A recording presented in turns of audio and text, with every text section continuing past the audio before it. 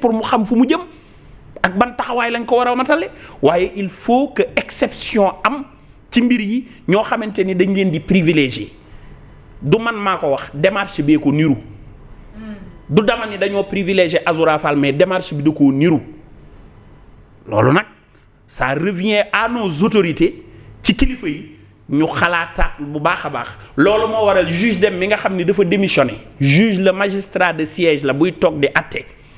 am statut inamovible koo xamante ni si bala ñu laa affecté dañu lay consulter nga toog xool ni yoon ni muy doxee baaxul nga démissionné nee na ñun dañ doon xeex yoon bu doxul waaye tey jii yoon bu nu gàcceel la ñu am moo ko bind te magistrat la kenn gënu koo yell ci kanam yoon kon nag ñoo ngi woote waat bu baax a baax ñu bàyyi xel li ni def te looy def ci jamono bii nga nekkee ci bopp réew mi ci am doole doo ko yëg lu dul da ngaa yegg ci ay élection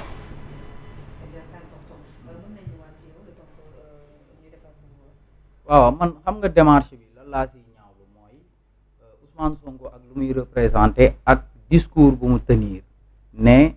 ñi nga xam ne ni ñooy le ministre de la justice ñooñu man maay seen kilifa te bu ma leen waxee def leen dañuy def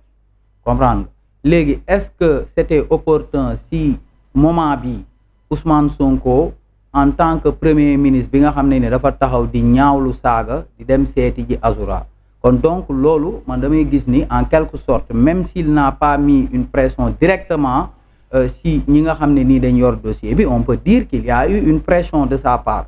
man loolu dama koy ñaawlu l'autre chose mooy li ma doon wax yàggu ko wax mooy dama ne bu fekkee ni nit dafa am yenn discours yoo xam ne nii da ko tenir nga ñëw di affiché wu waat ak nit kooku day mel ni en quelque sorte yow yaa ngi cautionné discours bi nga xam ne nii moo ngi ko doon amal l'autre chose par rapport ak au dossier de Azoura xam nga Azoura il a été placé sous mandat de dépôt ñu waroon ko àtte tey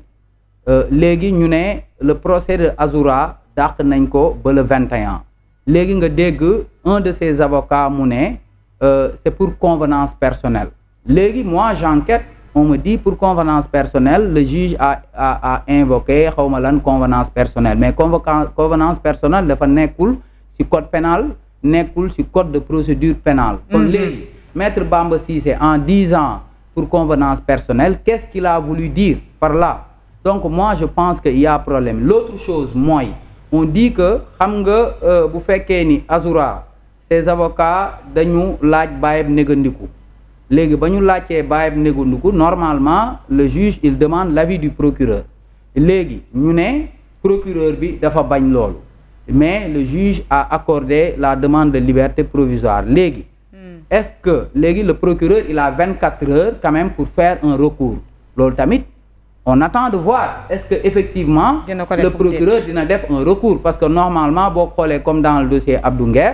le procureur dafa amoon un avis défavorable mais après quand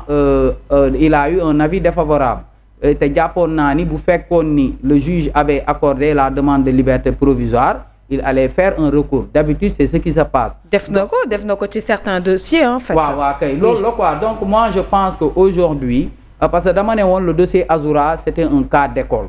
parce que dossier la boo xam ne nii exemple la ci penc mi parce que Sénégal ñun chaque jour problème bu ñu yàgg am mooy quand tu es au pouvoir on a l'impression que yow ñi nga xam ne nii dañu ànd ak yow ils sont dans l'impunité léegi yow nga xool ni actuellement pour rejoindre le juge Dème nga xool temps yi ñi nga xam ne nii ñëpp dañu bokk ci la mouvance présidentielle nga xool leur comportement par rapport à la justice par rapport aux décisions de justice nga xool le cas Waly Diouf Bodian nga xool le cas Pape Alé Niang même Mame Birame Wathie si mais maanaam il critique ouvertement la justice pour comme si ñoom dañu bëgg a fragiliser l'institution judiciaire pour man c'est là où cela pose problème. Très bien, c'est important président Lamine Gueye concernant li nga xamante ne moom moo di mbir mi coow li bëri na ci lool autour de cette affaire parce que tout simplement il y a certains ci ñoo xamante ne ñu ngi nekk biir prison précipité wuñu seen dossier en attendant ñu gis ne bii moom baral nañ mbir mi bu baax a baax. xam nga man depuis le début ne woon naa la fii sax autosaisine bi sax gëwuma ko balaa ma koy gëm gis. te wax dëgg yàlla gis nañ ne entre bi yëf yi amee ak bi Azoura di dem wuy ji yoon def na ay bés xamatuma sax ñaata jour la def Omar wax na léegi ne moom biñ ko woolulee da koo dégg rek il s'est mis à la disposition de la justice te defe naa ne loolu mooy liy yoon boo déggee ni justice da laa soxla même boo jotagul sax war ngaa mën a demal sa bopp mais gis nga Fatima dans ce pays là il faut qu'on aide nos autorités à réussir. C'est très important xam nga fii lan moo fi am c'est-à-dire boo faloo nit ñi dañ lay jay. Moi j'ai pas compris le déplacement du Premier ministre même bu la neexee sax nga ne du président du parti yow nan ngay amee dans ce contexte là où quand même le président de la République s'est exprimé le 4 avril ne désormais on ne laissera plus personne ñuy jàpp ay doomu aadama di leen saaga ku ko fi defati nga bokk ci man wala nga bañ a bokk ci man nga nekk ci réew mi wala nga nekk ci bitim réew yoon day dal sa kaw c'est le président de la République qui parle premier ministre feelu ko à l'Assemblée ne loolu dootuñu ko nangu ba utiliser fa sax effacer waa léegi nga dox ba sa njaboot def lu mel noonu te avant sa njaboot di def lu mel noonu am na ñoo xam ne jàpp nañ leen ci kaso bi te ba léegi munoo wax ni lii moo tax ñu téye leen Abdou Nguer diffusion de fausse nouvelle boo xam ne beneen waaye moo ko dugal ñëw ne avoué ne dama koo bëgg rek mais man la ñu téye ko fa yóbbu ko instruction